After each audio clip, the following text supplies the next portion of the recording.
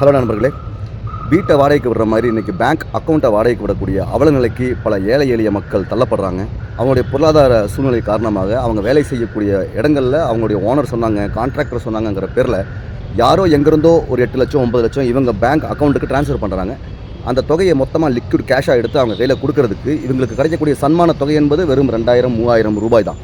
இந்த 2000-3000 ரூபாய்க்கு ஆசைப்பட்டு யாரோ சொன்னாங்கிறக்காண்டி என்னுடைய பேங்க் அக்கௌண்ட்டை நான் வாடகைக்கு விடுறதுங்கிறது குற்றம். அதை நீங்கள் புரிஞ்சுக்குங்க.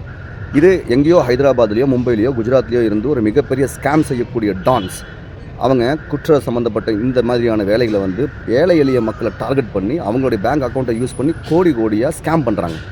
இந்த பொருளாதார குற்றத்தில் உங்களை நீங்கள் வந்து சம்மந்தப்படுத்திக்காமல் நீங்கள் பாதுகாக்கணும். அப்படி ஒரு வேளை யாராவது எனக்கு தெரிஞ்சவர் ஒருத்தர் உங்கள்கிட்ட ஒரு 8 லட்ச ரூபா அனுப்புவார் உங்கள் அக்கௌண்ட்டுக்கு, அதை நீங்கள் எடுத்து கொடுங்க, உங்களுக்கு ஒரு 2000-3000 கிடைக்கும்னு சொன்னாங்கன்னா தயவு செஞ்சு அந்த வேலையை செஞ்சிடாதீங்க. இது மாதிரி நிறையா பேர், குறிப்பாக திருப்பூர், பல்லடம், அவினாஷி போன்ற பகுதிகளில் நிறைய பேர் இந்த மாதிரியான குற்றம் சம்மந்தப்பட்ட விஷயங்களில் சிக்கியிருக்காங்க.